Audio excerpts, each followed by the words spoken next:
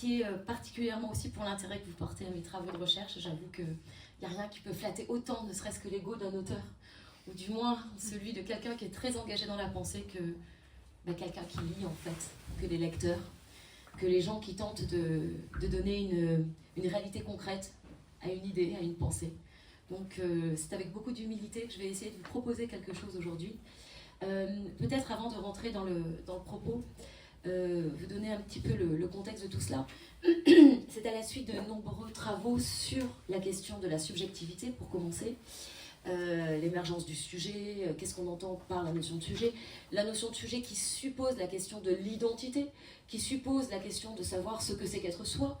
Alors vous voyez, on passe très rapidement du sujet de la conscience, un rappel à Descartes, au sujet de l'inconscient, qui respectivement propose des limitations à la question de la connaissance de soi, ou ce que Descartes appelle la conscience réflexive.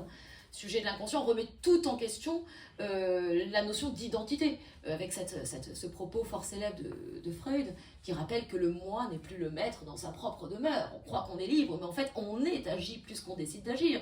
Donc c'est à la suite de cela que j'ai été amenée à poursuivre ce travail, cette réflexion sur la question de notre identité virtuelle, et qui prend par exemple la forme d'un avatar, ou de tous les usages qu'on peut avoir dans le champ de la virtualité. Alors évidemment, j'en suis venue à parler de la question d'un sujet du virtuel. Donc ça remonte à plusieurs années déjà, avec le travail plus précis à partir d'un ethos, d'un comportement particulier, qui est celui du selfie. Donc j'ai analysé ce phénomène. La question du selfie, et donc du champ de la virtualité, finalement, m'a conduite à poser une réflexion qui reviendrait à dire qu'est-ce qui, dans le monde contemporain, a permis l'émergence de ce type de comportement. C'est quand même pas anodin de se prendre en photo avec un appareil, avec un téléphone. Bon. Et surtout de publier ces photos-là. Donc finalement, qu'est-ce qui a fait dans le champ, dans le mouvement contemporain, ce qu'on pourrait appeler, je ne vais pas y revenir aujourd'hui, mais je vous explique un peu le contexte, ce qu'on pourrait appeler l'hypermodernité, à la suite de la postmodernité. Aujourd'hui, on va aussi jusqu'à parler de cybermodernité. Qu'est-ce qui a fait que ce type de comportement a pu émerger? Est-ce que c'est simplement les conséquences de l'avènement d'un objet technique particulier, ce que j'appelle les objets écrans, smartphone, iPad, etc. Ou est-ce que ça traduit quelque chose de spécifique lié au sujet? Donc, en analysant les champs, les entours, pourrait-on dire, les contextes qui ont permis l'avènement d'un tel comportement, j'ai été amenée à travailler davantage ce qu'on pourrait appeler une société de l'image. Et donc, tout le registre, alors tu parlais de l'intime et de l'extime, c'est une notion qui Tisserand a repris à Lacan déjà, qui est la capacité d'exhiber sa vie intime au champ du regard de l'autre, sans parler d'exhibitionnisme ni quoi que ce soit. Enfin, en tout cas, c'est une pratique qui est rapidement arrivée avec les réseaux sociaux.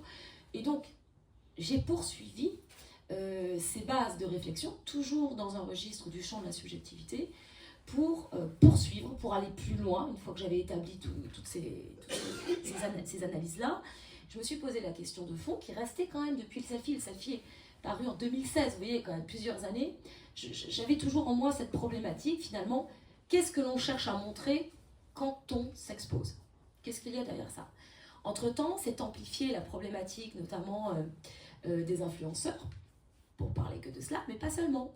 Et comme j'effectue un travail de veille, de surveillance constant sur les réseaux et de manière plus large dans le champ du virtuel, je me suis aperçue qu'il n'y avait pas que les influenceurs, en fait, et qu'il y avait une volonté féroce du professeur le plus aux palmes académiques, le plus reconnu, le plus avec les institutions les plus importantes, à l'ado qui cherche son quart d'heure de gloire, ou ses 5 minutes de gloire, faisant le buzz sur YouTube avec un short, je me suis rendu compte qu'effectivement, il y avait cette question de la reconnaissance qui devenait un enjeu majeur. Donc, c'est dans ce contexte-là, pour essayer de comprendre ce qui se cachait derrière cette quête de reconnaissance incroyable, que j'ai été amenée à écrire Les Vies vides. Alors, il y a eu ce premier constat. Il y a eu un autre constat qui a été l'apparition des réels, des short vidéos, avec un nouvel usage encore, le scrolling à tout crin. Et alors au début, pétri de préjugés, hein, parce que ça fait, quand en général j'écris un livre, c'est qu'il y a plusieurs années de travail derrière, d'interrogation, de réflexion, de doute, et je l'écris que quand je sens que je suis arrivée à quelque chose. Et je me suis quand même, j'avais au début l'impression que c'était une attitude qui était très liée à une jeune génération. Voilà, donc j'étais pétrie de préjugés, jusqu'un jour d'ailleurs dans une conférence à Lille, je me retrouve devant un groupe de grands patrons, et je leur fais une intervention sur le virtuel, sur l'éthique du virtuel, et je leur pose la question, les shorts, les réels.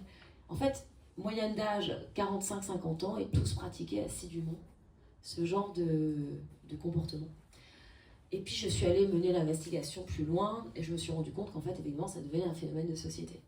Et alors, quand on regarde un petit peu de quoi il s'agit, on se rend compte que, par exemple, visionner ce type de vidéos très courtes, pour reprendre la formule de Lyotard, hein, c'est-à-dire à la mort des grands récits en 79, on se retrouve vraiment dans quelque chose qui est très éloigné de ce qu'on pourrait appeler une narration. On est en fait sur une captation d'un instant, d'un moment de vie. Il n'y a pas forcément de voyeurisme, il n'y a pas forcément de plaisir, il n'y a pas de récit en fait, il n'y a pas d'histoire. Il n'y a pas un début, un milieu, une fin, et ça ne se joue pas à ce niveau-là.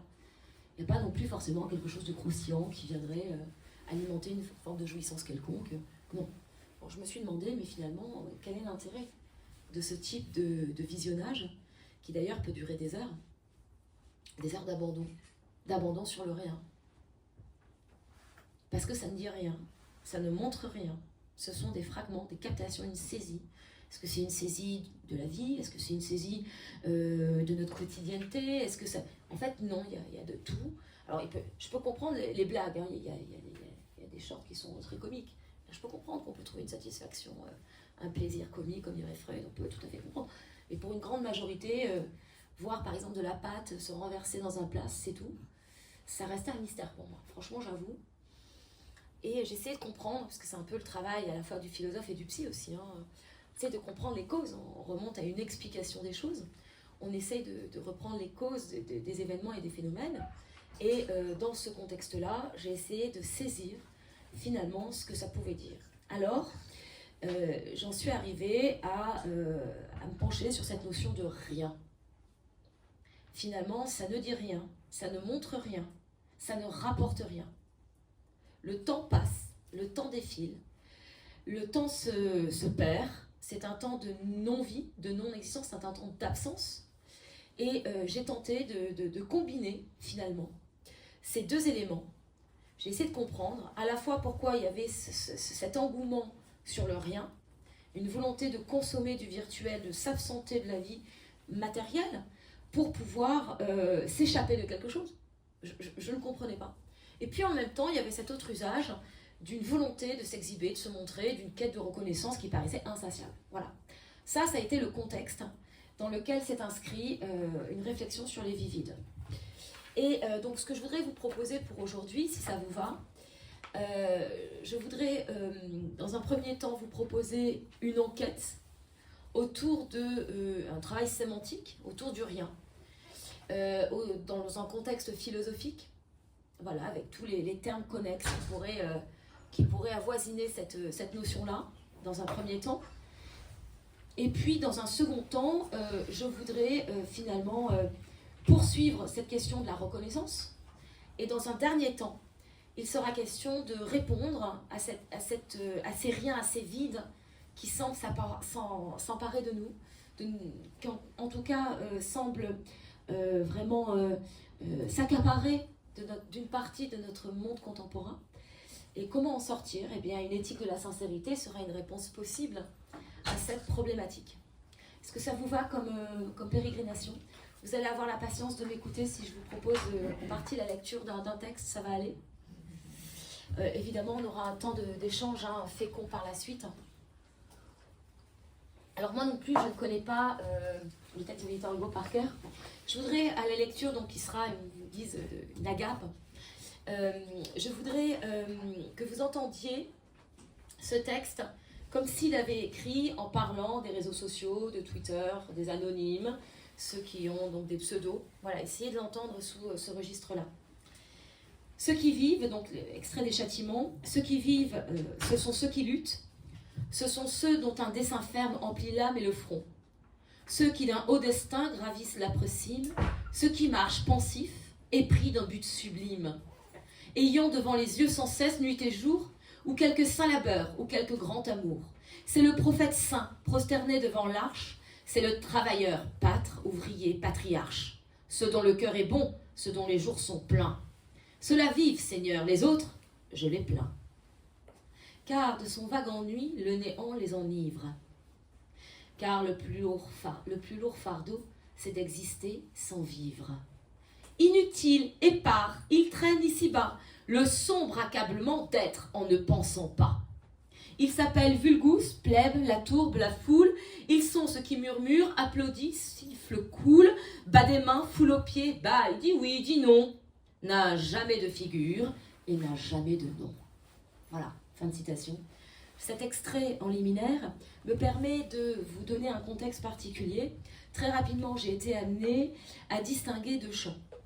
Le champ donc, du sujet du virtuel, là où nos identités numériques et virtuelles s'expriment, ce que j'ai appelé des existences virtuelles, factices, que l'on compose à loisir, que l'on façonne selon nos envies.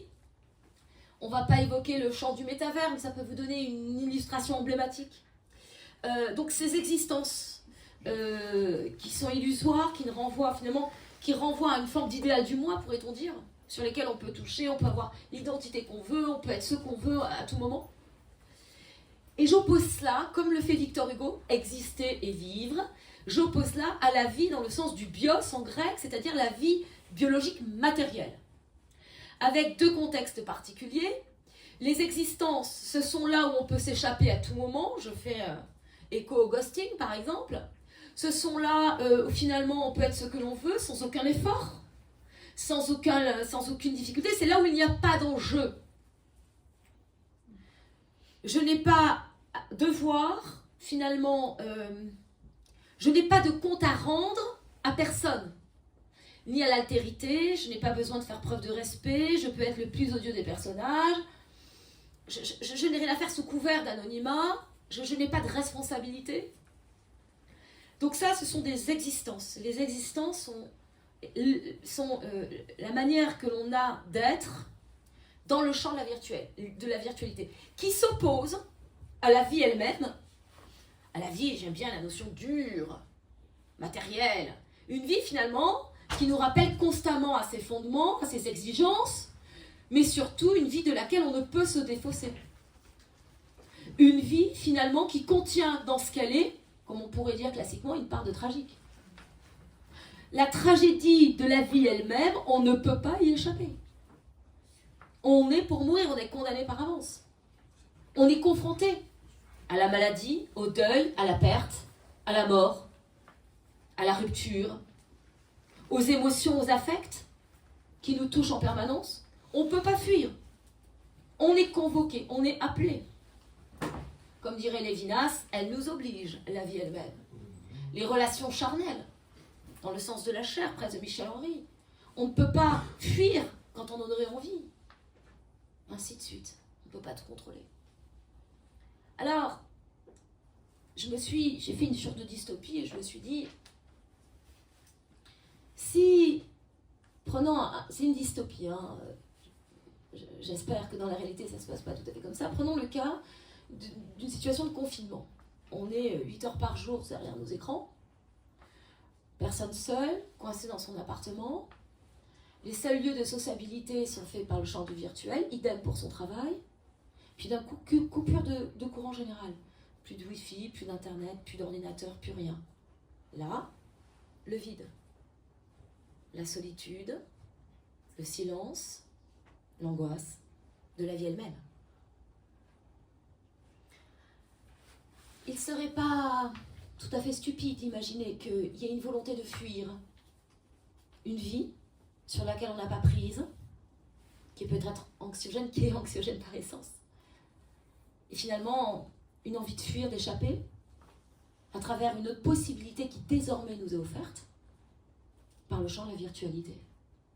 Ça n'est jamais une échappatoire que d'exister sur une autre scène, sur un autre mode, autrement, sans fatigue, sans responsabilité, sans exigence, sans parfois même moralité. Voilà ce qui distinguerait le vivre d'exister. Et vous voyez, le poème de Victor Hugo des Châtiments est en écho profond avec cela. Alors, n'allons pas trop vite en besogne. Quand j'ai rédigé ce livre, il est paru en 2023, je me suis rendu compte, le hasard a fait que c'était tout juste 40 ans après L'ère du vide de Gilles Lipovetsky, alors que je connais très bien. Et je me suis demandé si le vide qu'on connaissait aujourd'hui, donc il y a 40 ans, il n'y avait pas le champ virtuel, je me suis demandé si le vide dont parlait Gilles Lipovetsky, l'ère du vide, en 83, était le même que celui auquel on assistait aujourd'hui. C'est pour ça que j'ai fait tout un travail sémantique autour de la notion du vide que je vais vous proposer. Et il y a une phrase que j'ai retenue de l'ère du vide de Gilles Lipovetsky, c'est qu'il définit le vide, et ça j'aime beaucoup, et ça on va retrouver un point d'accointance, un vide, je cite, sans apocalypse ni tragique. Ça c'est très, très intéressant. C'est un vide qui n'a pas de dimension. Et là, ce qu'on va voir maintenant, si vous le voulez bien, c'est finalement, est-ce que le vide, c'est celui de l'absence? Est-ce que c'est celui du manque? Est-ce que c'est celui des ventres vides? La matérialité, le cri de la faim, du besoin, la pauvreté? Est-ce que c'est celui de la mort, du suicide au sentiment de la perte? Est-ce que c'est celui du non-sens, de l'absurde, Camus? De quel vide s'agit-il en fait? Parce que finalement, ça serait peut-être qu'un écho, ce qu'on éprouve aujourd'hui, qu'un écho qu'on a toujours connu. Il n'est pas forcément utile de spécifier un champ spécifique sous prétexte qu'on est dans le contemporain. Donc voilà, pour vous donner le cadre. J'espère que je ne vais pas être trop fastidieuse et fatigante en vous présentant cette précision sémantique. Alors, pour commencer,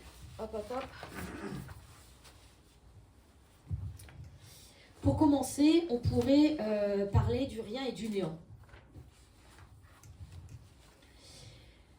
Pour distinguer le rien et le néant, il faut savoir qu'en philo, ces termes ne sont pas forcément synonymes. Il y a la négation. Voilà. Je ne suis pas banquier, par exemple. Et puis, c'est pas forcément la même chose que je suis au chômage. La négation suppose l'être. Le non-être suppose l'être. En fait, ce sont les deux revers d'une même pièce. Pile et face vont ensemble. Il faut supposer le pile pour qu'il y ait une face, inversement. Donc la négation, ne pas être, suppose l'être. Le néant, c'est autre chose. C'est une forme pleine et entière. Pour distinguer ce qu'est le néant, alors est-ce que le rien dont j'essaye de saisir quelque chose, c'est le néant? Alors je vous propose, là je ne vais pas rentrer dans le détail, mais c'est juste pour ceux qui seraient intéressés sur ces recherches, c'est la distinction qui va opposer Bergson à Bachelard. Et en tout cas, les deux s'opposent littéralement, mais Bachelard va reconnaître une dimension spécifique du néant, avec une image très belle qui est celle de la nuit. Quiconque n'a pas vécu cette nuit de plus en plus profonde, dans laquelle on entre pourtant avec consentement, comme si on se laissait glisser dans un trou abyssal, ne peut comprendre ce qui se joue dans la profondeur de l'âme humaine, quand la lumière du jour, celle du vivant, disparaît. Quiconque n'a pas vécu cette terreur de la nuit profonde, quiconque n'a pas vécu le vertige de cet au-delà nocturne de l'angoisse, ne peut saisir ce qui se joue dans ce que Bachelard appelle la métaphysique de la nuit, dans laquelle s'inscrit cette dialectique de l'être et du néant. Je cite, « La nuit n'a pas d'avenir. Sans doute, il est des nuits moins noires, où notre être du jour vit encore assez pour trafiquer avec ses souvenirs. En ces demi-nuits, notre être est encore là, traînant des drames humains, toute la lourdeur des vies mal faites.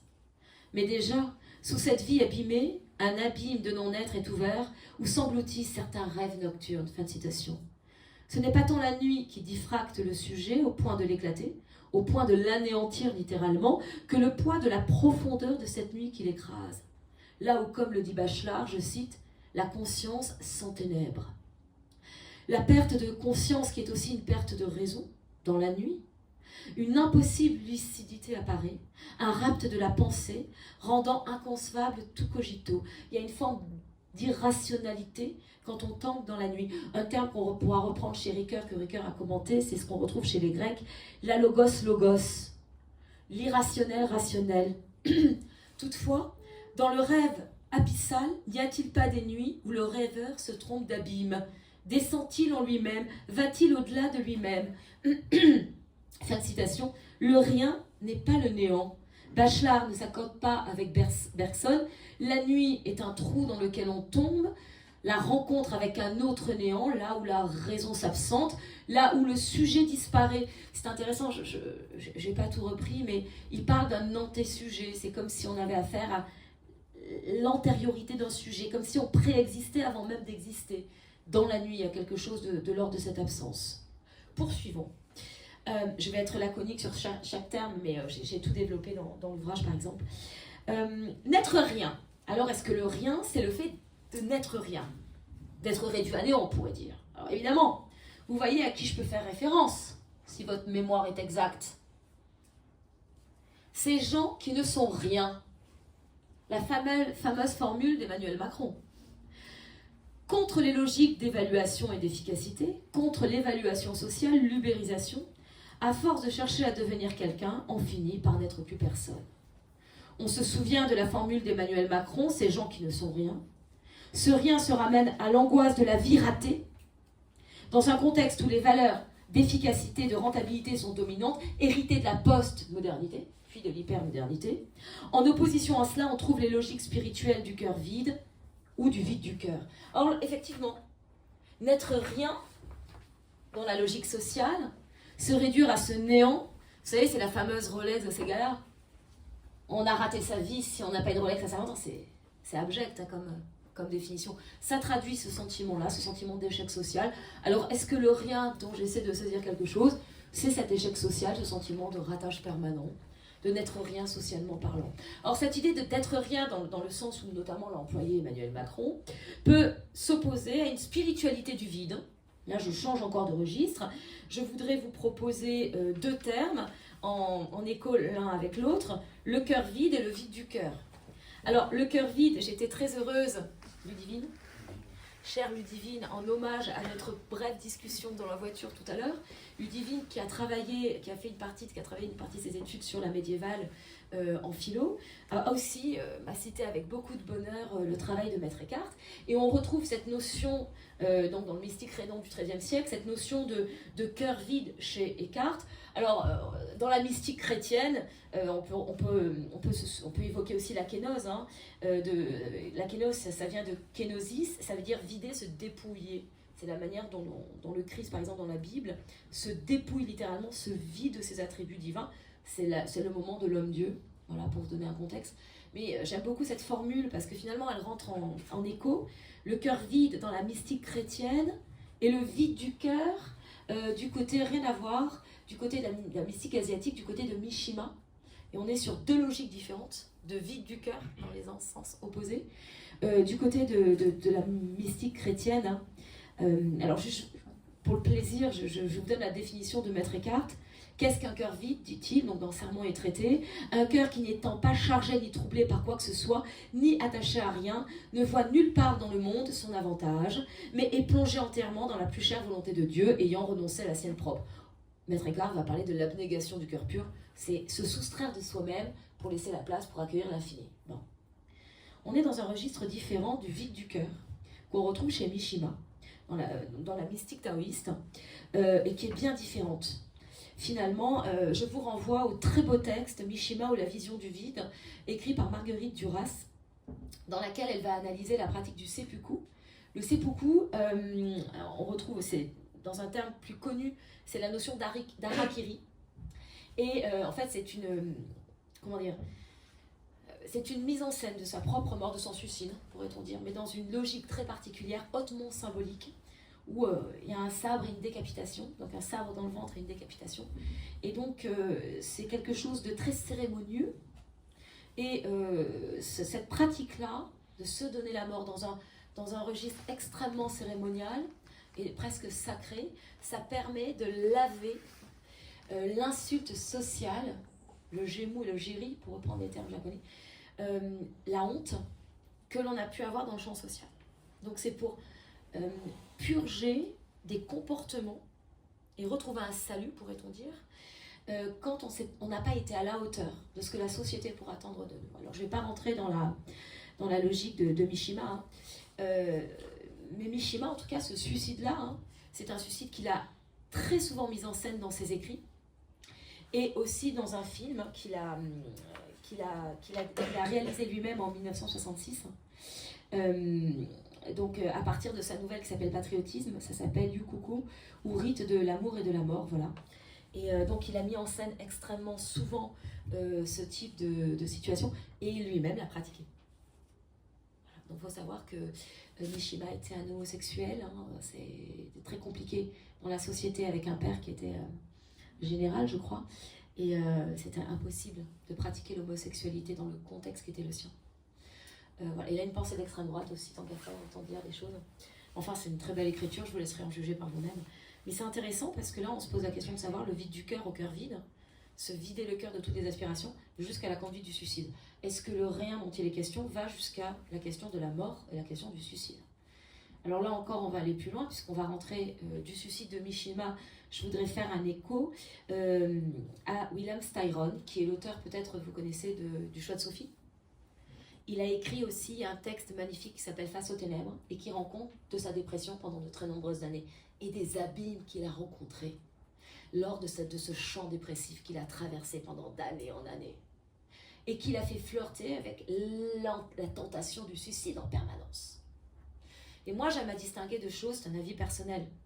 J'aime à distinguer deux choses dans le rapport au suicide et peut-être aussi d'un point de vue clinicienne. J'aime à distinguer le fait de ne plus vouloir vivre, Styron, le fait de vouloir mourir. C'est deux volontés différentes. C'est intéressant parce que ne plus vouloir vivre, c'est une négation de la vie. Et le fait de vouloir mourir, c'est une vision positive de la mort. C'est-à-dire que je m'explique, c'est un être vers la mort, pourrait-on dire. Tandis que dans le fait de ne plus vouloir vivre, c'est une négation de la vie elle-même. Dans le fait de ne plus vouloir vivre, c'est ce qui distingue d'une certaine manière, c'est un peu réducteur ce que je dis, mais c'est pour vous donner une image, c'est ce qui distingue un appel au suicide, par le suicide, d'une volonté de mourir. On sait très bien que quelqu'un qui veut mourir, on ne peut pas l'empêcher. Et j'aime beaucoup distinguer le rapport à la mort, au suicide, entre Mishima et Styron, parce que Styron, qui a traversé des crises atroces, qui est tombé dans des abîmes sans fond, et finalement, la distinction entre les deux, c'est que Mishima ne ratera pas son suicide, qu'il a mis en scène, qu'il a prévu pendant de longues années, tandis que, donc il va mourir à 45 ans, tandis que Styron va mourir à 81 ans d'une pneumonie. Vous voyez la différence? Et là encore, quand on est en proie à la dépression, quand on est en proie au vide de la vie elle-même, c'est-à-dire qu'on n'a plus envie, ben est-ce que le rien dont j'essaie de saisir quelque chose, c'est un rien qui se rapporte au champ dépressif? Est-ce que c'est un rien qui est celui de la dépression qui peut conduire au suicide? Je ne le pense pas encore de la même manière. Poursuivons notre investigation. Ça va, c'est pas trop fastidieux pour vous? Je continue. Alors, je vous ai épargné tout le champ sémantique et étymologique du vide. Il y en a beaucoup. J'ai pas repris non plus le vide en physique. Sachez que la nature a horreur du vide. Le vide en physique n'existe pas. Y compris dans la physique quantique, j'ai la chance de pouvoir être très proche d'un physicien du CNRS avec qui j'ai eu cette discussion, notamment en électrodynamique. Donc, ça n'existe pas, même une salle blanche ne fait jamais le vide totalement. Donc le vide n'existe pas dans le champ de la physique, c'est intéressant à savoir cette notion. Donc je vous ai épargné toutes les définitions des dictionnaires, y compris spécialisés. Là, je voudrais m'intéresser un instant sur le trou et le creux. Ressentir le vide, c'est tomber dans un trou. On a vu le trou de la dépression, par exemple. On tombe dans un abîme. Styron, Mishima. Le vide, c'est un trou qu'on n'aurait pas vu venir. Comme une défectuosité sur la route, une fissure qu'on aurait oublié de colmater et qui se serait agrandie avec le temps, l'air de rien. Un trou dans lequel on tombe alors qu'on marchait sur le chemin du quotidien, serein, en regardant ailleurs que nos pieds. Le trou dans lequel on tombe, c'est quelque chose qu'on n'avait pas vu, qu'on n'avait pas vu venir. Le trou se présente comme une effraction dans le rythme banal et anodin de la vie ordinaire. Il est l'instant qui précipite la chute, le moment de bascule entre le plein de l'insouciance et la béance du trouble. Le trou, c'est l'orifice de nos désirs. Le lieu de la nuit noire, celui aussi de l'ignorance. Le trou de mémoire, comme le trou de la serrure, le trou est un passage sombre qui suppose la lumière. De l'opacité nécessaire pour qu'advienne la clarté. Il est ce qui absorbe et repousse les limites de l'humanité quand il est parfaitement noir. Il est l'envers de toute existence, des petits trous jusqu'à la fin le grand trou. Le trou, c'est l'affolement, l'égarement de la déesse athée, l'irrationnel que je citais précédemment de la logos.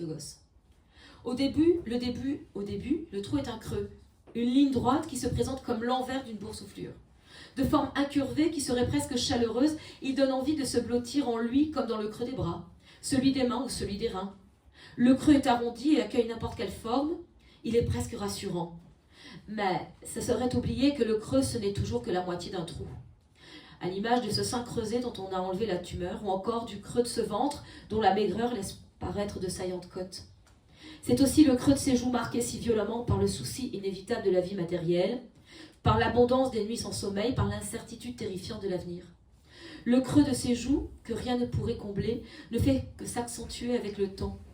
Le creux raconte qu'auparavant la ligne était droite, parfaite, sans aspérité, que le fonctionnement naturel de cette ligne, de cette courbe, de cette route est d'être sans détournement. Mais le creux change le cours naturel des choses et crée une vague, une oscillation. Il met en place une géographie mouvante, il instaure une troisième dimension. Le creux soulève un problème alors qu'il n'y en avait pas jusqu'alors.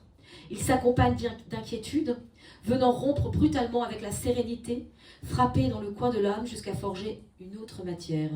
Le creux vient taper fort jusqu'à laisser une marque, tupos en grec, empreinte, une marque dans l'âme. Il est indélébile, il est cette part de vide qui s'impose de plein pied dans la vie. Le creux, on le retrouve aussi, je le citais précédemment, dans ces ventres vides. Alors, est-ce que le rien dont je cherche à saisir encore quelque chose, c'est celui de la pauvreté et de l'indigence, quand on n'a rien, quand on n'a plus rien pour vivre, qu'on n'a plus rien à manger? Qu'est-ce qui se passe quand on est confronté à ce rien-là? Que dit réellement le cri des ventres vides? Ce moment où la faim des ventres vides tord de douleur. Il raconte le vide. Ce vide-là, on appelle au plein immédiat. C'est une exigence radicale, sans négociation possible. Il faut remplir le ventre. Le besoin est ultime. Appel impérieux. La pauvreté, comme l'absence de biens matériels, et l'indigence, comme l'absence de pensée, sont l'expression d'une autre forme de vide.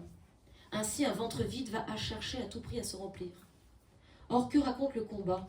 La lutte pour la vie contre le vide. L'indigence, quand elle est pauvreté intellectuelle ou morale, répond-elle à la même nécessité?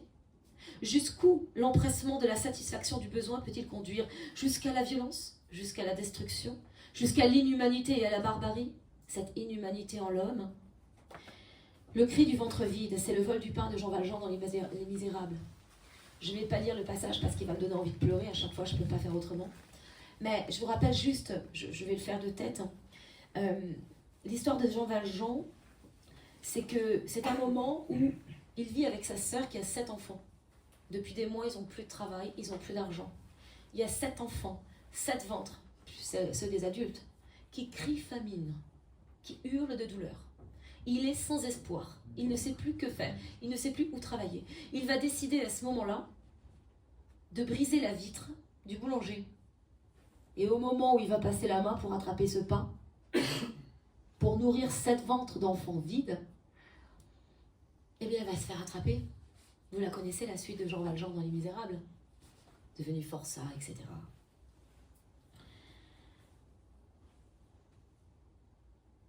C'est la violence du crime pour la vie. Ce vide-là demande à être rempli immédiatement. Les ventres vides et les esprits vides, l'indigence, demandent à être remplis immédiatement. On parlait tout à l'heure brièvement dans la voiture. J'avais l'impression d'avoir beaucoup vieilli depuis que j'étais prof en terminale. Ça remonte à 2000 ans, 2001-2003. J'avais 21 ans, peut-être 22 ans. Et je me souviens que je suis devenue prof avec mes élèves, un peu comme on devient mère avec ses enfants. Et on apprenait ensemble, en fait. On a appris un langage commun, on a appris à parler la même langue, à se rencontrer dans les mots, à se rencontrer dans les idées. J'ai appris une pédagogie parce que j'avais des générales, terminale générale, j'avais aussi des techniques. Et faire 2 heures de philo après des BTNH, des cuisiniers, 6 heures de cuisine qu'ils ont eu en amont, il faut trouver les arguments. Devant une classe de 35 élèves, tous à peu près du même âge que moi. J'avais jamais eu aucune autorité. Et pourtant, j'en ai toujours avec qui j'échange sur les réseaux sociaux aujourd'hui. Je me rends compte qu'on avait le même âge, c'est vertigineux. Eh bien, l'indigence. Il y a quelques temps, là, j'ai repris des jeunes, des Master 1. Ça fait longtemps que je n'ai pas eu des Master 1 qui ont vraiment l'âge du Master. Et depuis 20 ans, je me suis rendu compte qu'on n'était pas tout à fait sur le même rapport au savoir. Qu'il n'y avait pas tout à fait la même... comment dire ? Plotin parle de la forma formarum, de former un esprit dans le sens de le sculpter, de lui donner une forme. Il y a quelque chose de l'ordre du burinage dans l'apprentissage, dans la pédagogie, on cesse de donner une forme à notre pensée. Eh bien, il m'avait semblé qu'on avait affaire peut-être encore à master, à des esprits bruts, qui n'avaient pas été tellement dégrossis ou sculptés, au sens où pourrait l'entendre Platon, s'élever à une abstraction, à un concept. Aidos en grec, ça donnait la forme. Eh bien, j'ai quand même été très heureuse de constater parmi ces étudiants en école d'ingénieur, avec qui je faisais de la philo, et de la psy d'ailleurs, travail sur les subjectivités, leur appétence, leur désir d'apprendre dans un champ qui était complètement hors contexte avec leurs études, dans un pur plaisir pour eux. Je doute fort que ça puisse leur être vraiment très utile, un travail sur la subjectivité dans un cursus d'ingénieur, et pourtant, ils étaient en demande, en appétence. C'est ça l'indigence, savoir aussi nourrir, un appel aussi impérieux que les ventres vides, que ce besoin de nourrir les esprits vides. Pourtant, ce n'est pas encore le vide dont je cherche à dire quelque chose. Abordons la question de l'absence et du manque. Alors le manque, grand enjeu contemporain. Dans une société que j'aimais qualifier de la jouissance, une société de la jouissance, qu'est-ce que c'est que la jouissance ? La jouissance, c'est là où ça fait pchit dans l'instant. Quand vous couplez le besoin de jouissance, de satisfaction immédiate, dans un registre d'hyper-modernité, d'hubris, de démesure et d'excès, où finalement l'intensité se veut toujours plus forte. Ça veut dire que c'est exactement ça la question de la jouissance. Toujours plus. Dans une insatisfaction chronique, dans une logique de jouissance, de tout de suite, dans un contexte où le temps est celui de l'eketnouk, de l'ici et maintenant, de l'instantanéisme. Jouir le plus possible, dans une intensité toujours la plus grande, je passe sur les comportements organiques, dans un contexte de temporalité qui est l'immédiateté, société de la jouissance. Le grand perdant de tout ça, c'est le désir. Pourquoi ? Parce que le désir, c'est ce qui est couplé au manque. Le désir vise la satisfaction. Ce qu'il y a entre mon désir et la satisfaction, c'est le manque. Dans une société de la jouissance, de l'ici et du maintenant, il n'y a plus de place pour le manque. Si vous enlevez le manque, vous enlevez le sujet. Le sujet, je vais pas revenir sur ces... Je me suis beaucoup étalée déjà beaucoup sur ça, mais le sujet est sujet de manque par essence. Et c'est bien parce qu'il est porté par le désir qui tend vers. Mais si on suppose le désir, on suppose un autre temps que celui de l'instant, un temps long pourrait-on dire, celui de la durée bergsonienne, on tend vers, je tends vers la satisfaction. Donc, cela suppose une temporalité, une représentation du temps qui n'est pas celle de l'instant. Cela suppose la problématique du manque, donc de l'insatisfaction, donc de la douleur, ce fameux tragique de la vie elle-même.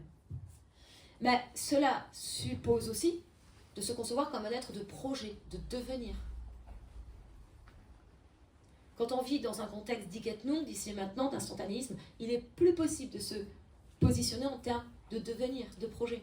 Je vous dis ça pourquoi ? Parce que ça fait écho, parlant des jeunes générations, à une absence d'avenir. L'absence de désir, l'absence de se définir comme l'être de projet, c'est une notion sartrienne. Je tends vers. Pas de désir, pas de but, pas de devenir. C'est toute la problématique de l'espérance, de l'espoir, toute la problématique du projet qui saute. Ok, bon, c'est juste pour vous dire ça. Mais c'est aussi la question du manque qui devient intolérable. Le manque est un sentiment, une frustration intolérable.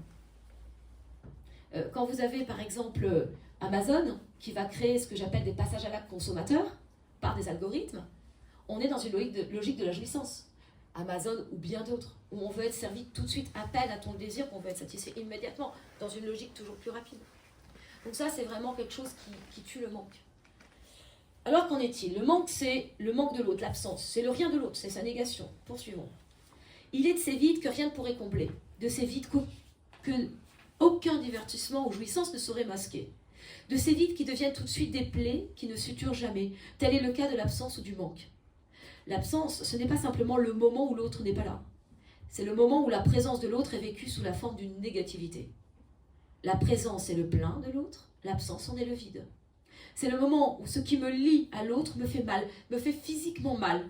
C'est le moment où le lien devient étau. L'absence ne fait que réveiller le manque.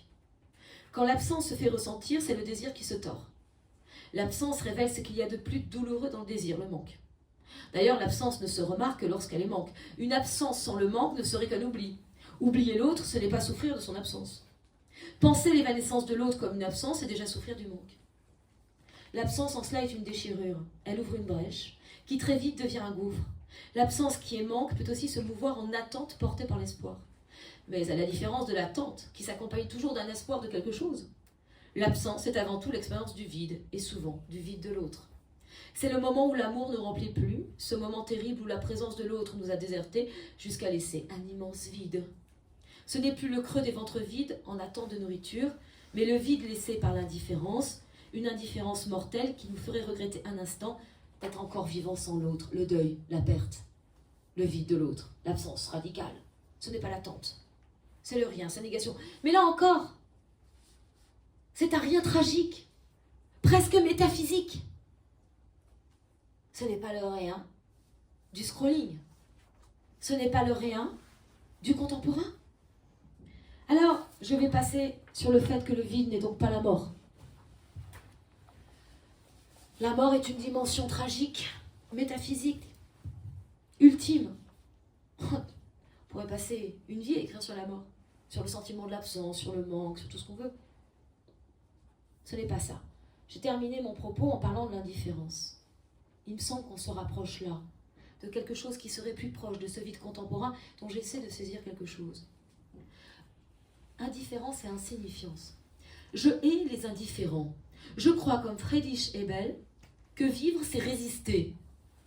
Il ne peut exister seulement des hommes, des étrangers à la cité. Celui qui vit vraiment ne peut qu'être citoyen et prendre parti. L'indifférence est l'abolie. L'abolie, c'est l'absence de volonté. L'indifférence est l'abolie, le parasitisme, la lâcheté, ce n'est pas la vie. C'est pourquoi je hais les indifférents, clame Gramsci en 1917. Je hais les indifférents. Très beau texte que je vous recommande de lire. Quand vivre ou mourir s'équivalent, mais que vivre nécessite en plus un effort, qui ne fait pas sens à l'image de Sisyphe. Ce héros homérique qui porte en lui, je cite, la haine de la mort et la passion de la vie, et qui fut condamné par les dieux à un effort insoutenable et sans cesse renouvelé, sans échappatoire. Se pose alors la question du pourquoi. Pourquoi lutter pour vivre? Pour rien. Autant céder, je cite, Camus bien sûr. Il n'y a pas de soleil sans ombre. Il faut connaître la nuit, encore Bachelard. L'homme absurde dit oui, et son effort n'aura plus cesse. À cet instant subtil où l'homme se retourne sur sa vie, Sisyphe, revenant sur son rocher, contemple cette suite d'actions sans lien qui devient son destin. Fin de citation. La vie est portée par un désir. Elle suppose un effort, un manque, une frustration, le tragique. Et quand le désir est vide, ou qu'il s'évanouit, qu'il devient froid, alors c'est la mort. Gramsci distingue les hommes, les simples hommes, ceux qui existent, coucou Hugo, de ceux qui s'engagent, les partisans, les résistants, ceux qui vivent. Faisant lui aussi de l'existence un phare de la vie. C'est alors qu'il y a rupture, ça cède. Comme le dirait Camus, ce divorce entre l'homme et sa vie, c'est précisément ce à quoi on assiste. Un divorce entre l'homme et sa vie. C'est proprement le sentiment d'absurdité. Il y a bien, dans le scrolling, un sentiment d'absurdité. Ainsi vivre demande une attention constante à la vie. Mais quand l'indifférence et l'insignifiance ont pris toute la place, quand il y a divorce entre l'homme et sa vie, alors il y a deux solutions, soit la mort, soit l'effacement. La mort, c'est le suicide de la vie, c'est le néant qui l'emporte, c'est la disparition totale. L'effacement, c'est la parenthèse. C'est le sujet devenu diaphane, fading. La disparition. C'est se tenir tout droit dans l'ombre et n'exister qu'en surface. Voici à quoi pourrait s'apparenter le vide, dont je tente de saisir quelque chose. La vacuité. L'indifférence entendue comme équivalence. Il y a un texte que j'ai découvert grâce à un de mes amis que j'aime, enfin quelqu'un que j'aime beaucoup, qui s'appelle Roland Gori, qui avait commenté pour un de mes livres, pour lequel il a fait une postface. Ça s'appelle Une fille sans qualité de Jules Lisée, texte allemand. Dans ce texte, l'autrice présente donc une jeune fille comme une héritière, une arrière-petite-fille du nihilisme. Et dans ce texte, elle présente une situation, plusieurs situations. Je vous invite à lire, c'est dystopique, c'est vertigineux. C'est un texte qui m'a aidé à comprendre, en tout cas en partie, des mouvements contemporains. Et elle parle d'un rapport à la vie qui est celui d'une équivalence. C'est une notion que j'ai beaucoup déployée dans mon travail sur une psychopathologie de la vie hyper et cybermoderne. Une équivalence, ça veut dire quoi? C'est une indifférence à l'égard de tout. Équivalence, c'est là où tout se vaut. Mais si tout se vaut, il n'y a plus de valeur. Vivre ou mourir, faire ou pas faire, dire ou se taire, ainsi de suite. Baiser ou pas baiser. Tout est équivalent. Et donc, cette indifférence, moi, emblématique, elle prend l'expression « je m'en fous, je m'en moque, je m'en fous ». Je m'en fous finalement, c'est ça ou c'est l'inverse, c'est contingent. Ça peut être ou ne pas être. C'est une indifférence affublée d'une équivalence. Une indifférence à l'égard de toute chose, à l'égard de la vie. C'est donc, je crois que c'est dans une interview à Libé que Libé avait fait pour annoncer le forum de bioéthique l'année dernière, où j'avais parlé de cette notion, une forme de désengagement. Désengagement à l'égard du monde, de la vie, mais un désengagement humain aussi par voie de conséquence. Alors je poursuis. Et j'aime beaucoup parce que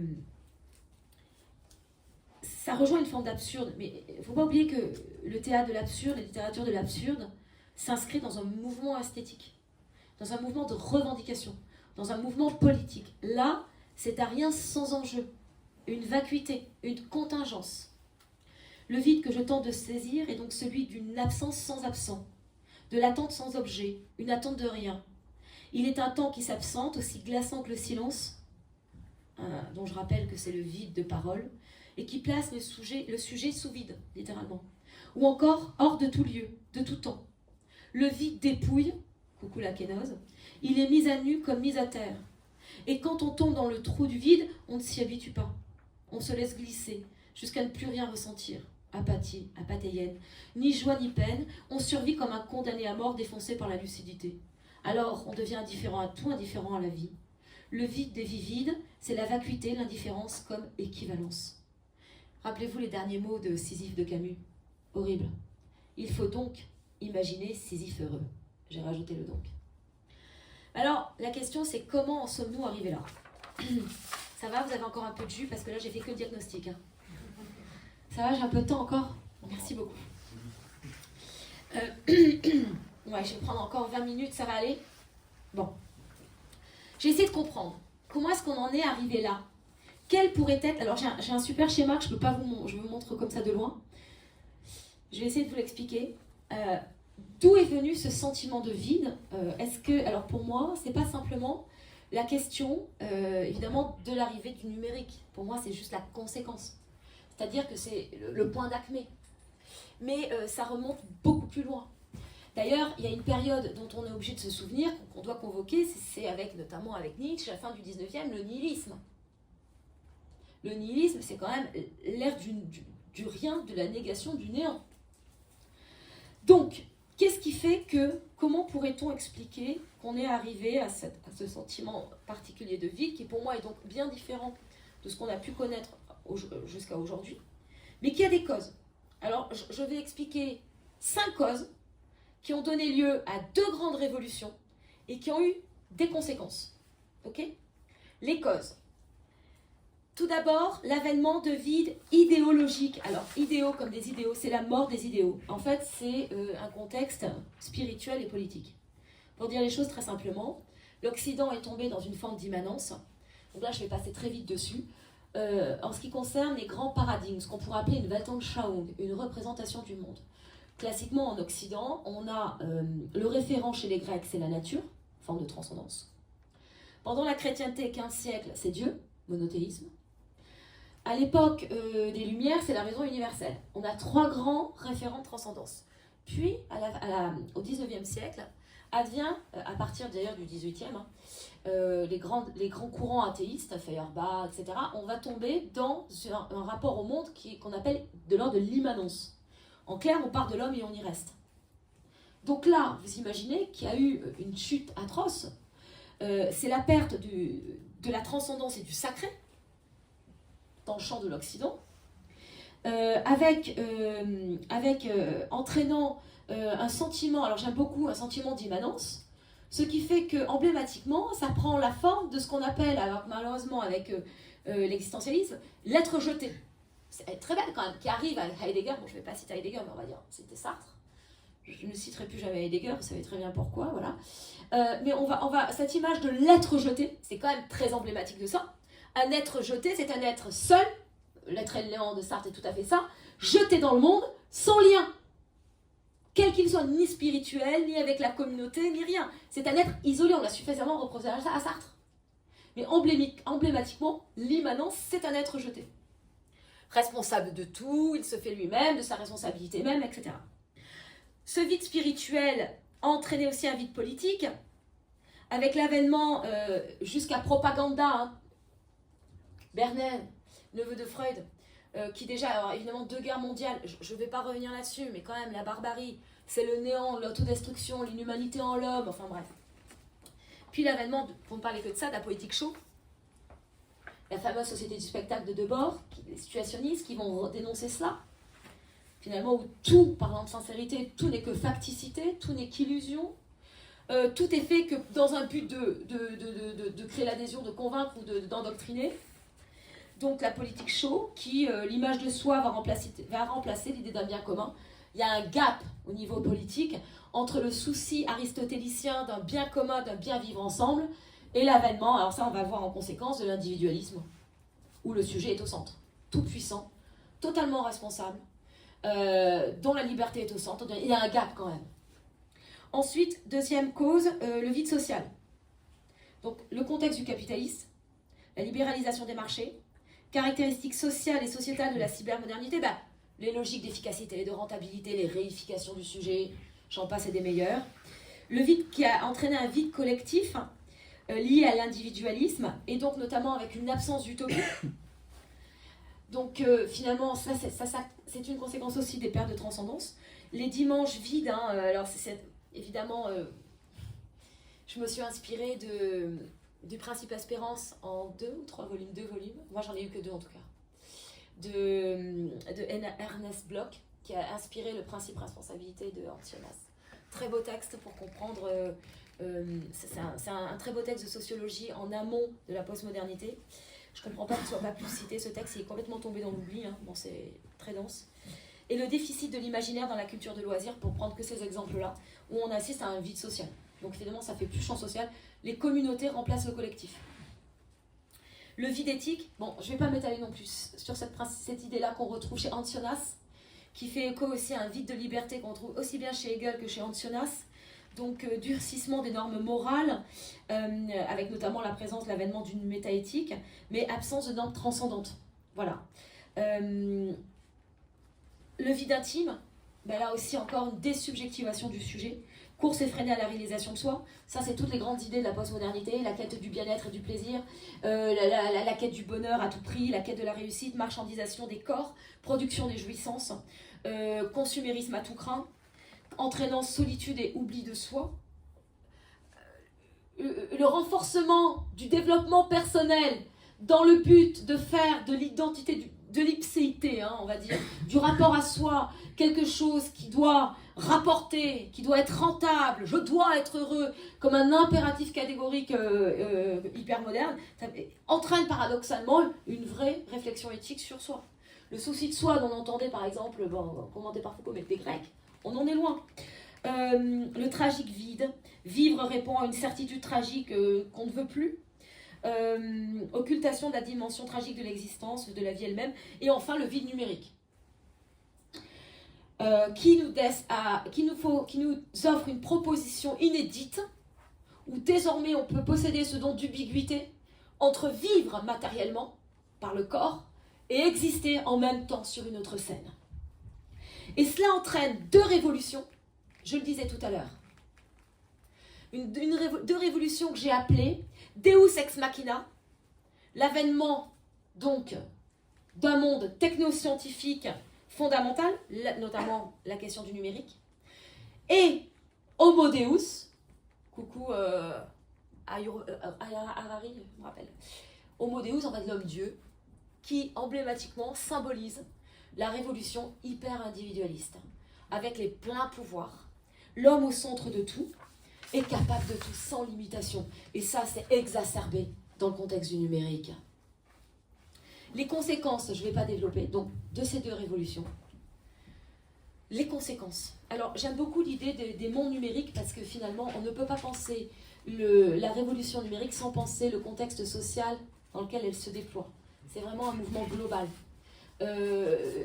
Quand je parlais des comportements générés par l'algorithme d'Amazon qui entraînent des passages à l'acte consommateur, ça ne peut pas se concevoir sans le contexte capitaliste, le contexte social de la société dans laquelle il se déploie. Donc c'est jamais divisible.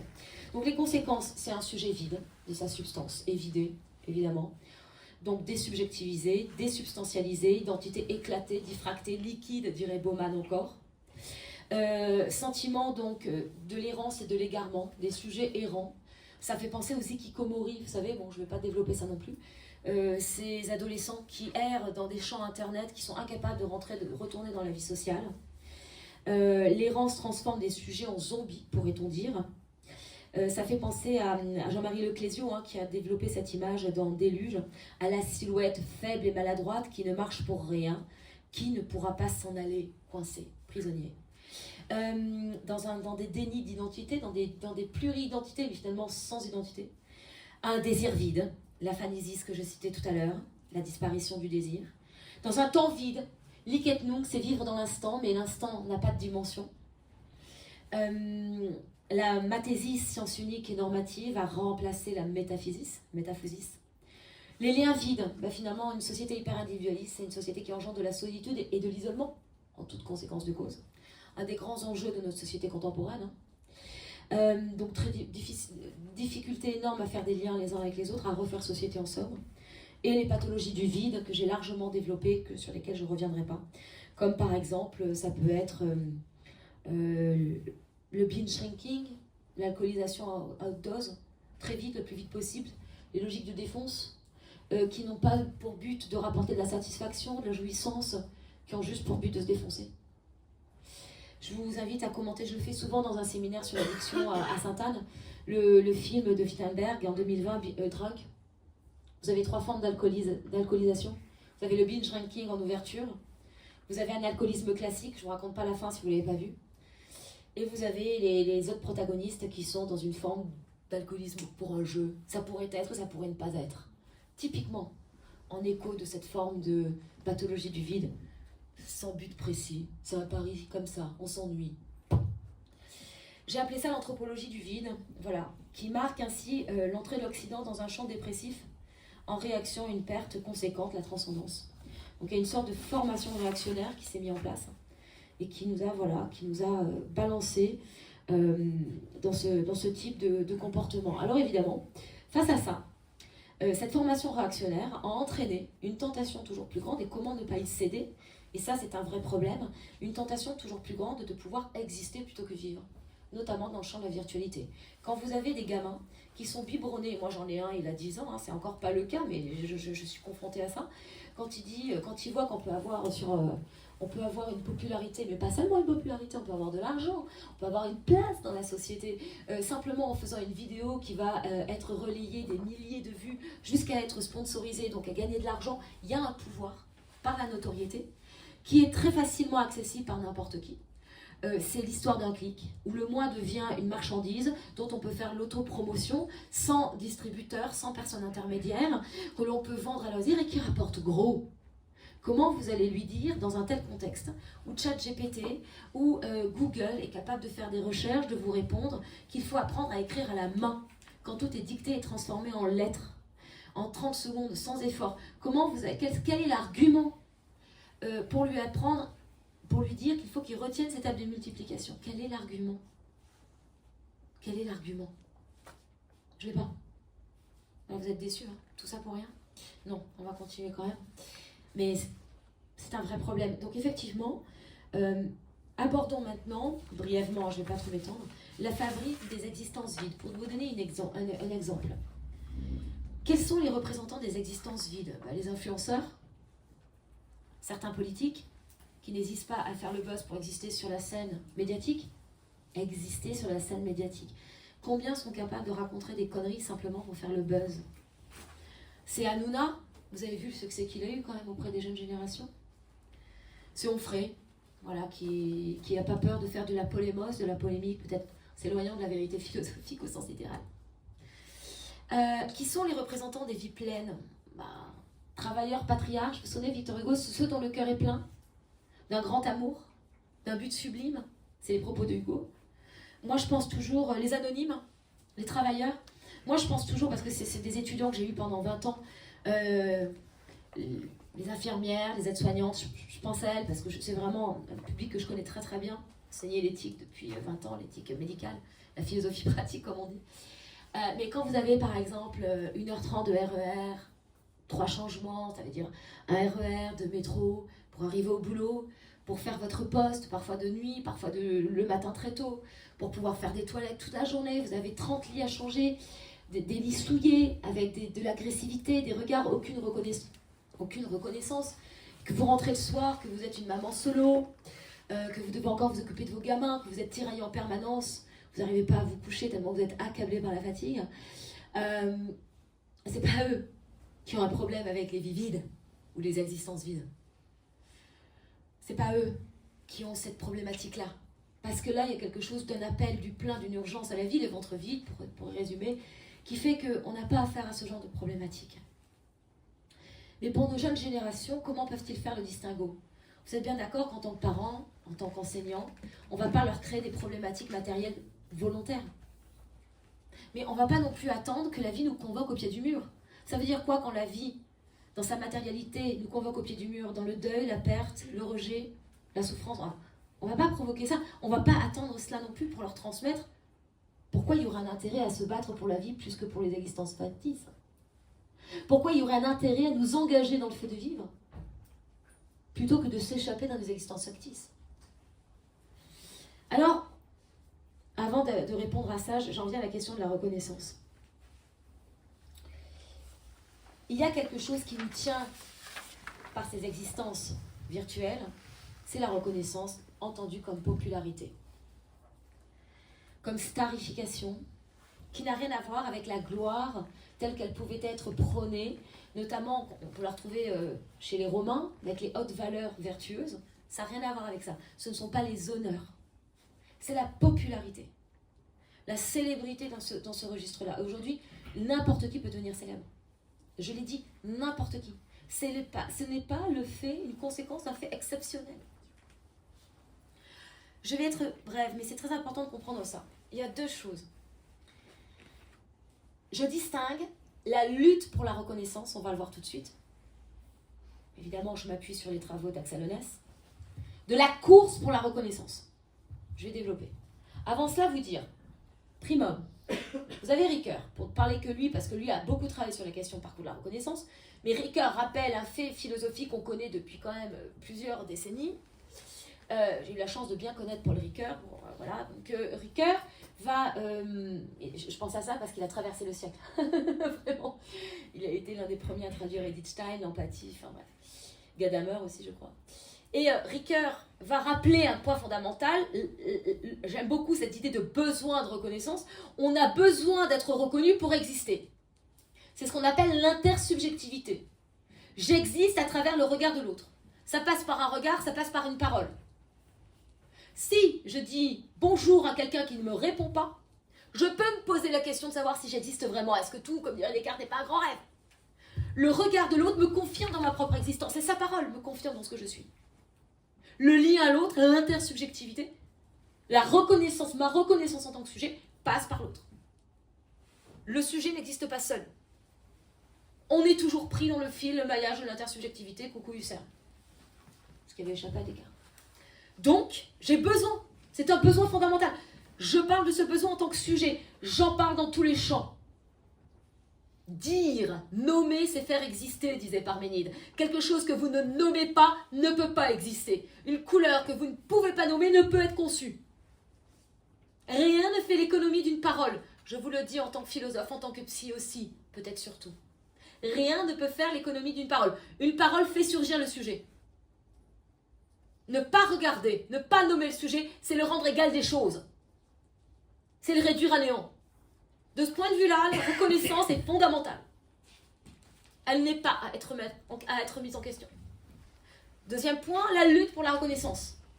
Axel Honneth a montré que si la reconnaissance est fondamentale dans la construction identitaire, comme l'a évoqué Ricoeur, elle se manifeste, je le rappelle, mais c'est des évidences, par la valorisation des capacités, par la reconnaissance des besoins, par l'importance, la gratitude, la reconnaissance des contributions sociales. Il n'y a pas que cela. Il y a aussi la lutte pour la reconnaissance comme lutte pour la vie elle-même.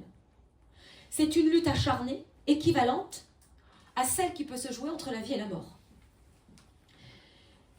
La philosophie sociale, dit Axel Honneth, moderne, est née au moment où l'on a commencé à comprendre la vie en société comme une relation fondée sur la lutte pour la reconnaissance de l'existence. Pour Honneth, cette reconnaissance fondamentale, tant pour le sujet que pour la société, prend trois formes. L'amour, le droit, la reconnaissance de la personne juridique dans le champ social, et la solidarité, la reconnaissance sociale, la non-indifférence. Pour le philosophe allemand, cette reconnaissance n'est pas donnée d'emblée, mais passe par une lutte sociale, qui cherche à dépasser des formes de mépris ou d'injustice, pour au contraire rétablir respect et dignité dans le champ social. Honneth va jusqu'à parler de pathologie sociale, quand cette reconnaissance n'est pas là. Ces pathologies sociales prennent la forme de l'exclusion, de l'humiliation, de la dévalorisation. Ce que dit Honneth, c'est qu'il faut se battre pour la reconnaissance. Alors, c'est tous les combats, les luttes sociales, le droit pour les femmes, le droit pour l'égalité, c'est tous les combats pour la liberté, c'est tous les combats qu'une société a menés. C'est une lutte pour la reconnaissance. Mais ce que dit Honneth, c'est que cette lutte pour la reconnaissance, qui est aussi importante que la lutte pour sa propre survie, des ventres vides, cette lutte pour la reconnaissance, c'est une lutte qui fonde la société, qui est au fondement de la société. C'est un combat nécessaire. C'est là où je quitte Ricoeur et Honneth. Ce que l'on a à faire, notamment dans l'usage du virtuel et des réseaux sociaux, c'est plus une lutte, c'est une course. La course pour la reconnaissance, dont l'enjeu, c'est quoi le but d'une course? C'est d'arriver le premier. On parle d'une course à l'Élysée. Le but d'une course, c'est d'arriver le premier et donc d'éliminer les autres. C'est donc un anéantissement du collectif. C'est donc un anéantissement du champ social. C'est donc ce qui empêche, au sens littéral, de faire société. C'est bien ça à quoi on assiste dans un contexte hyper individualiste. C'est plus d'une lutte collective, dans la reconnaissance de nos droits, de nos places, de nos valeurs. Mais, au contraire, c'est une course dont le but est d'arriver le premier. J'aime résumer l'idée que la lutte pour la reconnaissance, nommer rend vivant, nommer fait surgir le sujet. Alors que dans la course pour la reconnaissance, regarder fait exister.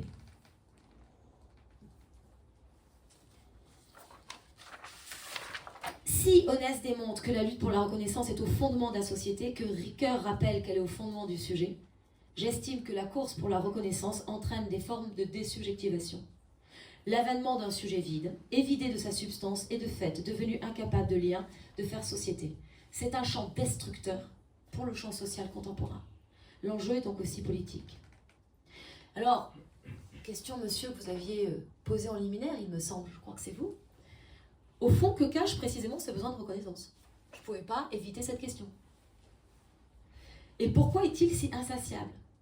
Ceux qui sont assujettis à la course pour la reconnaissance ne semblent jamais y trouver satisfaction. J'ose vous dire que de vieux philosophes, 90 ans et plus, ayant tout eu, je te dirai qui en offre tout à l'heure, tout eu, parcours académique sans faute, universitaire, des ouvrages à n'en plus finir, reconnus, 90 ans, qui cherchent encore à exister pour avoir un article dans Le Monde. Je ne pouvais pas rester indifférente à ça. Quelle est cette course insatiable? C'est exister encore, on s'accroche à l'exister. Alors plusieurs choses, il faut être honnête. Être reconnu dans la rue, c'est marrant, ça m'est arrivé dans le train tout à l'heure. Vous êtes Dalgona? Oh, ça fait beaucoup de bien l'ego. Bon, j'avais mis mes livres en gros écrits et mon titre, hein, donc bon, c'est facile, j'avoue que bon. Mais évidemment, ça procure du plaisir, il faut être honnête. C'est donc une satisfaction égotique, et ça fait du bien l'ego. Heureusement qu'on a des satisfactions égotiques, nom de Dieu. Donc la jouissance égotique est ce qui alimente aussi Cette quête de reconnaissance, elle peut être légitime, jusqu'à être extrême et tomber dans la culture du vide. C'est aussi une réponse à une demande d'amour. Vous savez, quand on parle, c'est très beau, hein, je ne vais pas tout déployer, mais la première des choses, quand un enfant vient au monde, c'est qu'il est reconnu. La reconnaissance, je ne vais pas dire que paternelle, hein, parce que fuck. Pardon. Je suis filmée. Mais oui, on va dire la reconnaissance parentale, pas que paternelle. Même si c'est le père qui reconnaît en général, bon, évidemment la mère. C'est un autre problème. Je reviendrai ici pour le prochain épisode, il y a une suite. Donc ça répond à une demande primordiale d'amour. Oui, j'ai besoin d'être regardé, aimé, reconnu. L'enfant a besoin d'entendre de la part de ses parents qu'il est beau, magnifique, extraordinaire, unique. L'objet d'un amour inqualifiable. Oui, c'est tout à fait légitime. C'est aussi une manière de remédier à la lourdeur de la vie, en adoptant une conduite d'évitement. Une sorte de tactique de parade. Je cherche à être populaire à tout prix. La vie est trop lourde. Je fuis. On peut imaginer ça. Enfin, dernier point. Ça, je pense que vous l'éprouvez aussi dans vos publics. L'ivresse de la facilité. L'image. C'était marrant l'actualité parfois, comment elle se met en place. Il y a eu un documentaire qui est paru sur les...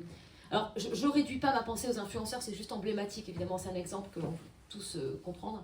Il y a eu un documentaire publié par M6 sur les influenceurs. Dubaï, la vie facile, être payé des fortunes pour faire des selfies avec des sacs de marque. Sans responsabilité, sans enjeu, autre que de se maquiller les fesses, Kim Kardashian. Voire pas que les fesses.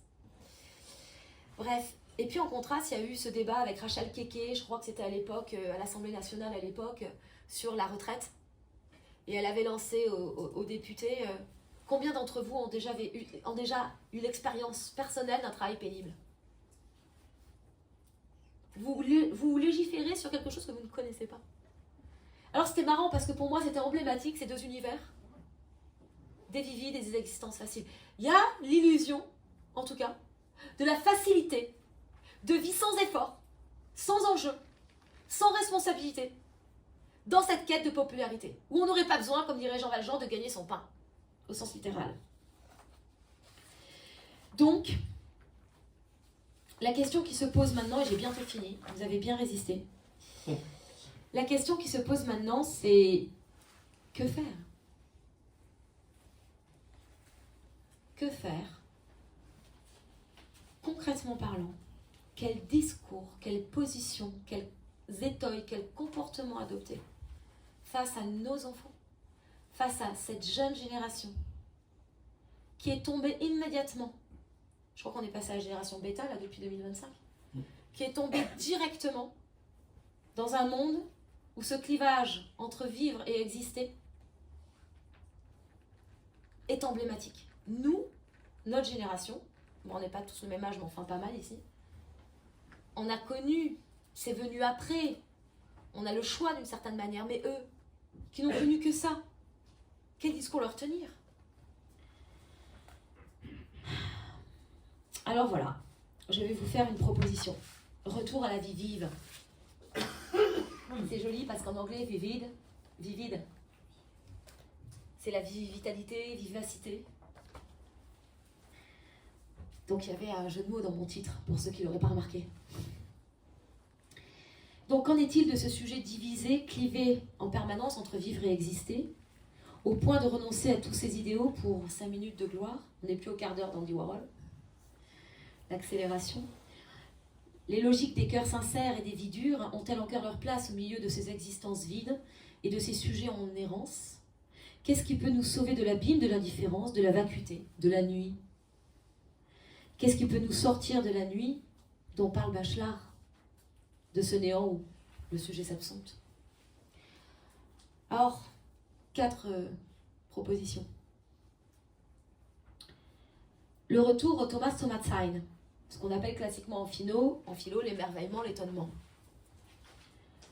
C'est-à-dire être capable de voir autrement, d'interroger, en fait, de faire l'expérience charnelle de la vie. Comment stopper la course ? En passant par exemple, en substituant cette quête effrénée de l'amour-propre. Alors, pour ceux qui connaissent, au XVIIe siècle, on distinguait l'amour de soi de l'amour-propre. L'amour-propre, c'était l'égotisme, pardon. C'est-à-dire que la vanité, l'orgueil, la première maxime de La Rochefoucauld, je vous invite à la lire, elle est totalement d'actualité. Donc, substituer cet amour-propre au profit de l'amour de l'autre. Se souvenir que le lien premier au monde, c'est ce que j'ai appelé l'altérisme, qui fonde un nouvel humanisme, que le lien premier au monde, c'est pas le lien à soi. Un bébé n'existe pas sans l'autre. Le lien premier au monde, c'est l'autre. Sans étayage autre, ce que Freud appelle le Nebenmensch, le prochain, un sujet ne survit pas. D'ailleurs, on dit aussi, ça a été prouvé, qu'un bébé, un enfant à qui on donne tous les soins d'étayage nécessaires, tous les besoins, on répond à tous ses besoins, mais à qui on ne parle pas, meurt. Le lien humain qui passe, le regard, la parole, je le disais, c'est ce qui fait le sujet. Donc renforcer, en étant capable de s'étonner, de s'interroger de toutes choses, comme si on voyait le monde en faisant une expérience charnelle.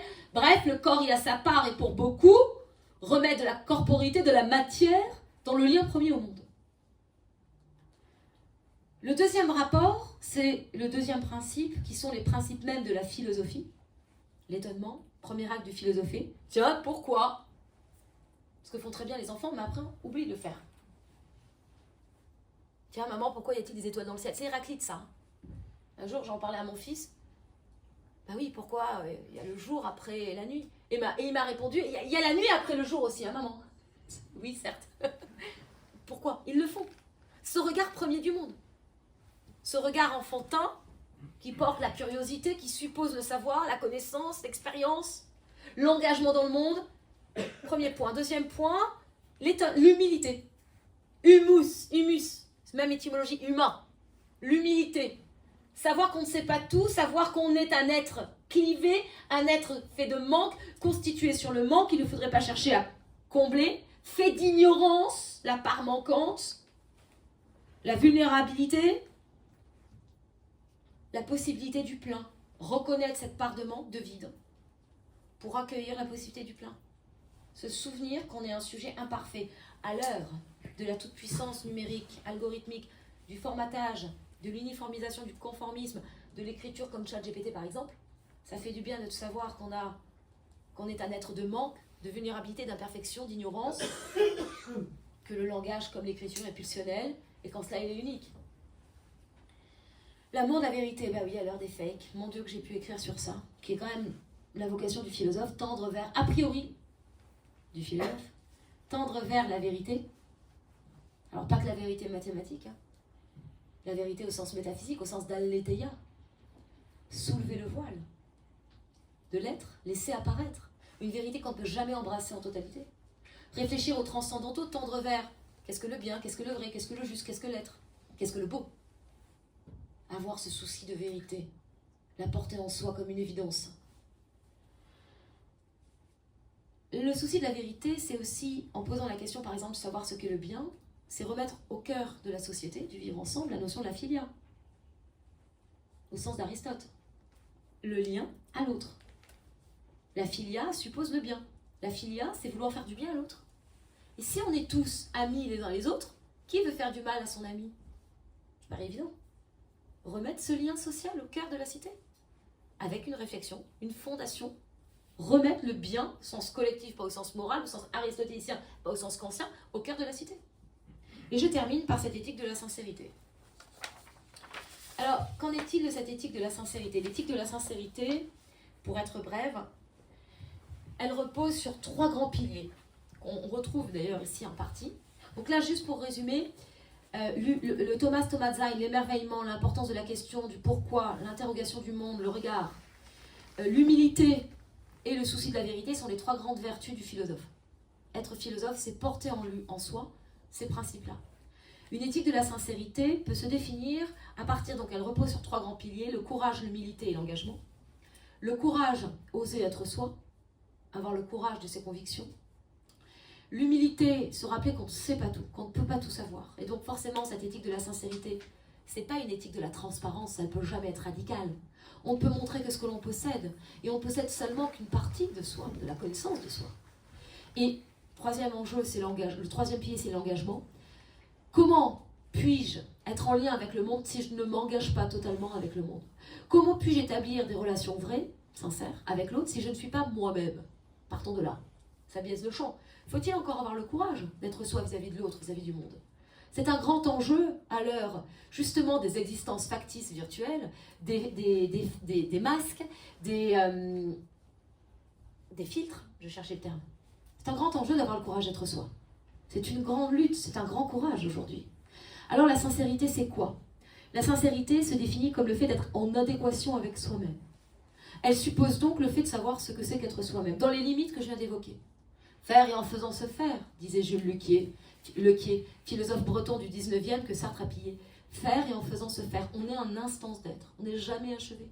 Demain, peut-être, peut remettre tout en question ce que je suis aujourd'hui. D'où cette éthique de la sincérité qui permet de cheminer vers davantage de connaissance de soi. Concrètement, elle prend la forme suivante. Vous le disiez, vous parliez de cohérence, d'alignement. Être sincère, c'est donc être en adéquation avec soi-même, au sens littéral, mettre en adéquation ce que je pense, ce que je dis et ce que je fais. Elle suppose donc une intention, mais aussi une action. Et parce qu'elle est agir sur le monde, elle est lien avec le monde. Elle prend en compte nos vulnérabilités, nos manques à être, nos inachèvements. Cette éthique de la sincérité est une éthique donc de l'engagement radical avec l'autre, mais aussi et surtout une éthique de la décision libre. Et donc une éthique de la responsabilité. Je m'explique. Comment puis-je décider? Décidere en latin, ça veut dire trancher. Si je ne me connais pas assez pour savoir ce que je peux plus ou moins assumer. Ce qui signifie que plus je sais, plus je suis capable de déterminer ce que je peux plus ou moins assumer, et donc connaître les conséquences, établir une hiérarchie, une priorité dans les conséquences de mes choix, plus je peux décider librement. La liberté entendue comme celle du libre arbitre, j'aime toujours à la définir de la manière suivante. Être libre, c'est le pouvoir de choisir ses propres contraintes, acte 1, et d'en devenir responsable, acte 2. Le pouvoir de choisir ses propres contraintes et d'en devenir responsable. Mais comment puis-je choisir mes propres contraintes et donc prioriser mes contraintes si je ne me connais pas assez pour savoir ce que je peux plus ou moins assumer? Plus je suis sincère, plus je suis libre. C'est ça l'enjeu, un des enjeux de l'éthique de la sincérité. Un autre enjeu est d'être capable de déterminer quelle peut être notre place dans l'existence. Quand cette place évolue à 20 ans, à 40 ans, à 60 ans, on n'est pas le même. Je reprends faire et en faisant se faire. Cette place dans la société, c'est une place qui permet de s'acquérir seulement parce que je sais quel peut être mon désir, parce que je sais ce que je suis, ce que je veux, ce que je peux plus ou moins assumer. Or, quand on est à sa place dans l'existence, être à sa place, on ne veut ni ne souhaite rien d'autre que de persévérer dans son être. On est bien, au sens où l'entend Aristote, comme le fait d'accomplir ce pourquoi on est fait dans notre nature. Quand on accomplit ce pourquoi on est fait dans notre nature, en adéquation avec nous-mêmes, entre ce que l'on pense, ce que l'on dit et ce que l'on fait, on ne souhaite ni ne veut rien d'autre. C'est ça qui permet de faire société. Loin de la pléonexie, vouloir posséder ce que l'autre a. Loin des envieux, être jaloux de ce que l'autre possède. Non, je suis à ma place, je suis bien. C'est une manière de définir aussi ce que peut être le bonheur. Cette éthique de la sincérité, qui est une éthique de l'engagement vis-à-vis du monde, vis-à-vis de l'autre, vis-à-vis de soi, qui est une éthique de la décision libre, elle permet, à proprement dit, de faire le pari de la relation à l'autre. Non pas une relation qui serait simplement le résidu de connexion, mais d'une relation dans laquelle on ouvre une porte qui permet d'établir une rencontre au sens lévinassien avec l'autre. Moi, j'aime beaucoup cette phrase de Lévinas qui rappelle que l'avenir, c'est l'autre. Dans un monde hyper individualiste, très centré sur soi, dans une culture de la jouissance, qui promeut des comportements de vide. Je ne vous ai pas cité le brain rot. Le brain rot, c'est la putréfaction du cerveau. mes étudiants qui ont travaillé sur ça. Le brain rot, c'est que vous allez, par exemple, regarder des vidéos de personnes d'une tête qui sortent de toilettes et qui chantent la même chose, en répétition. Vous avez plein de variantes. Pendant des heures. Putréfaction du cerveau. Il y a de la quantité de phénomènes comme ça. Je ne suis pas en train de décrire quelque chose d'à part. Donc, une éthique de la sincérité, ça suppose un engagement. Ça ne veut pas dire que vous allez avoir une réciprocité. Mais ça garantit au moins quelque chose. Ça garantit une possibilité, une ouverture, une possibilité offerte à l'autre pour transformer une connexion en rencontre. Une rencontre, comme dirait Lévinas, authentiquement humaine. Conclusion. Il nous faut nous retrousser les manches, faire acte de courbure. Et comme dirait Wittgenstein, retourner le sol rocailleux, le roc dur du monde. Faisons une ode à la vie terrienne. Il nous faut retrouver la matérialité et la vérité de la terre. La matière. Le vide que nous traversons 40 ans après l'ère du vide de Lipovetsky n'est pas seulement un vide social, idéologique, sociologique, ce n'est pas un vide existentiel, ni celui de la dépression ou du suicide, c'est un vide insignifiant, celui de la vacuité, de l'indifférence entendue comme équivalence.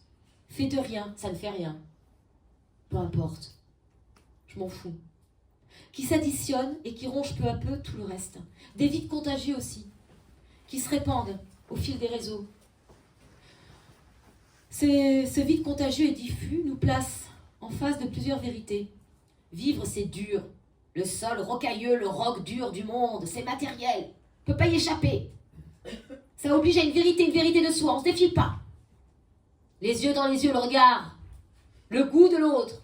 On ne peut pas se cacher même dans un trou de souris, même si nombre de nos situations déjà vécues nous en donneraient l'envie. C'est un combat, c'est une guerre, un effort. C'est fatigant de vivre. D'ailleurs, c'est une véritable tragédie dont on connaît la fin. Qu'a fait Sophocle? Pas grand-chose au regard de la vie.